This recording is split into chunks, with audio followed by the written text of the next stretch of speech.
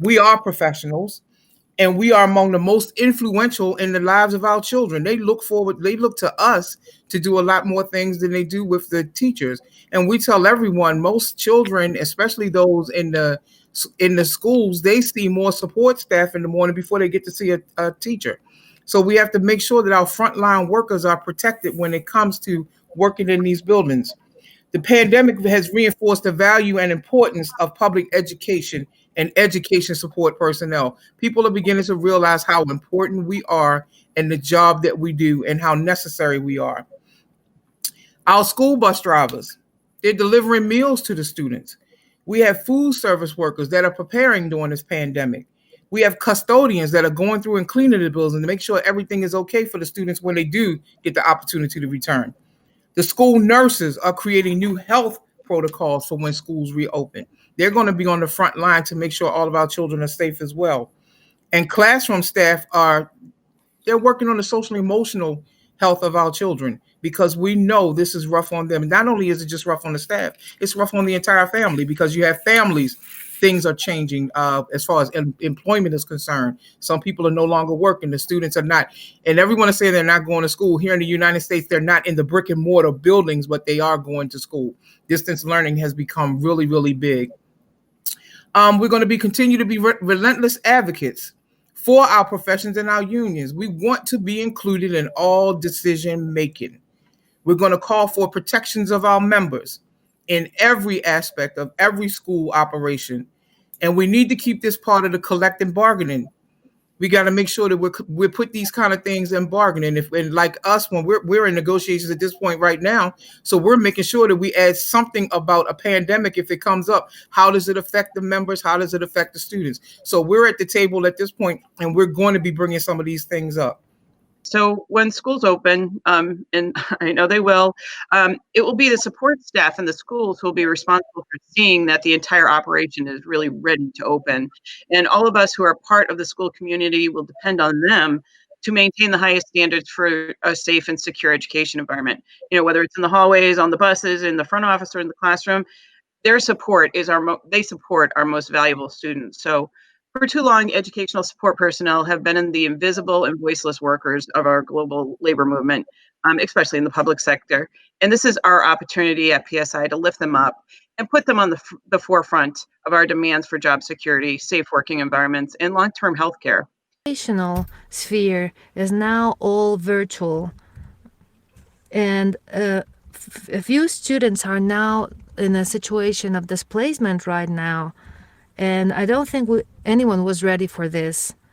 I think from our perspective of social commitment, not just working as with labor unions, but we need to issue a calling to have measures that may mitigate the situation. And secondly, and very emphatically, demanding the public and quality education for everyone at this time, such a special time where it's been evidenced that the crisis of the neoliberal model is now very evident, and the lack of coverage of the private sector has on this situation is something that needs to be very strongly demanded. Public, quality, free education at all educational levels. We've started an interesting conversation about the fact that with many ESP not having the right to paid sick leave, the whole conversation around staying at home when you're sick and contributing to this public health effort needs to look much more at the starting point.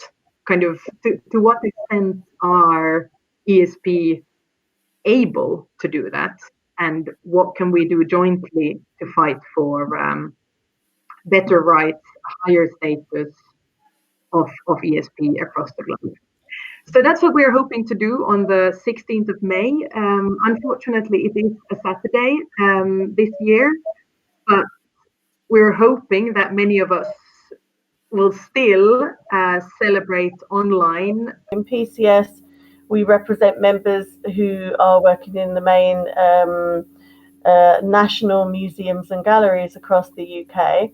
And for the vast majority of them, the type of work they do, obviously they need to be physically at work. So there are some people that can do some projects and some bits of work from home.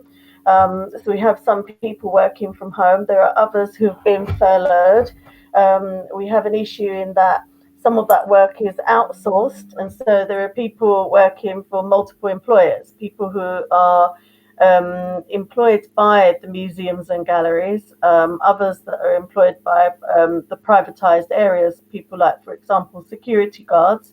Some of them are employed by private sector organizations, and then there are others still that are in agencies. And a lot of these are precarious workers and workers who are people of color. And so some have been furloughed, and the furlough scheme introduced by the UK government is giving people 80% of their salary, but we've argued that the rest should be topped up. In a lot of sectors, people aren't getting the top up, so they're stuck with the 80%. Black people, those from the African diaspora, specifically African and Caribbean people, are 4 times more likely to die than white people from coronavirus. And Asian people are 3 times more likely to die from coronavirus. So that's a huge disproportionate impact. Some of the issues that are being stated relate to health conditions that Black people are more likely to have. But we know that the real underlying causes are discrimination and poverty as to why people are more at risk in terms of the areas that they live in and jobs they do, and so on and so forth. So we need to have equality impact assessments carried out, proper risk assessments, and particularly as people are asked to go back to work physically in workplaces, a risk assessment needs to be on their travel to work as well as on the workplace. And my view is that if they cannot guarantee proper protection, full PPE, full safety on the travel to the workplace and in the workplace, then people need to be removed as people who are at high risk of coronavirus, not just Black people, but all the other people at high risk, and not be made to go into workplaces to protect them and save their lives and the lives of their families. Difficulty at this very moment, as I'm on to you, we're trying to negotiate a joint union statement saying to the government they need to meet with us to have a jointly agreed plan which gets people back into school. And that actually the plan they've come out with doesn't really meet the test they set themselves some while ago and the tests we've set themselves, because it doesn't deal with PPE, protective equipment, it doesn't deal with things like how they're going to deal with people who are currently shielded from, those in the ages of 70, or those workers who live with people who are in very vulnerable categories, how they're going to deal with those people. So there's a whole series of real questions we do that. So at the moment, as I said, we're working on this joint statement, and hopefully by the time this call's over, we'll have agreed something, we'll send that out. And I think it's come to a stage where we'll have to say to our government, you've got to back off. So we could be involved in some difficult discussions now in the next few days, particularly because the right-wing press have started today to attack the unions, one of our sister unions, the teacher unions, who have been taking a very strong line, got attacked in one of our daily papers today. So they're trying to position us as stopping the economy from working, stopping people going back to work. And we're saying, no, we're not saying that. We're happy. We will be really pleased when everyone gets back to work, but it has to be safe to do so. So majority of our members, and especially support workers who do not have access to internet access, are not able to ensure that their children are part of the virtual learning process. The death rates in long-term care facilities has been astronomical, and there's currently a call to end private for-profit long-term care, which gives some opportunity to expand there. There's been recognition even by right-wing politicians that childcare is a necessary component to labor market participation, especially for women.